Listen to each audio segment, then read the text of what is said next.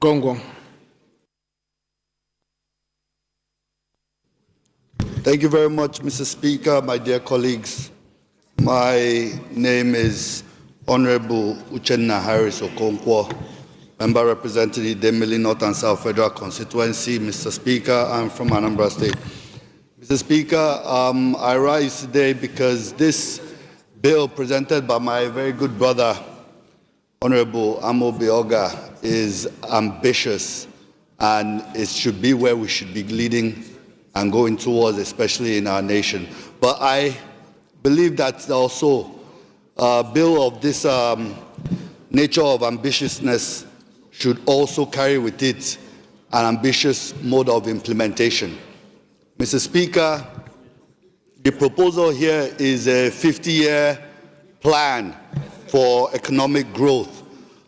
It is good to note that we run an election cycle of every 4 years, meaning that if we are proposing a 50-year growth plan, that we will be running it through over 10 election cycles. I think it's very important for us to note that so we can see how the implementation will be carried on administration over administration if it is that this bill is able to pass through. Secondly, Mr. Speaker, my dear colleagues, it's also important to note that there's been other very ambitious plans like as mentioned earlier on the debate led by my dear brother, Vision 2010, Vision 2020, and the ERGP Economic Recovery and Growth Plan. All these were great plans, but the implementation has been stunted by also lack of strong institutional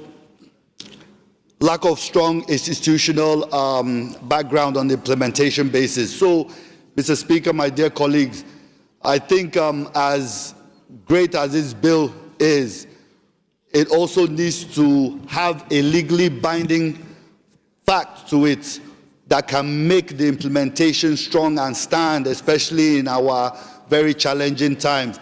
Mr. Speaker, one of the items that would make this bill strong is to make sure that we have a functional budget system that is not hindered by any sort of operators.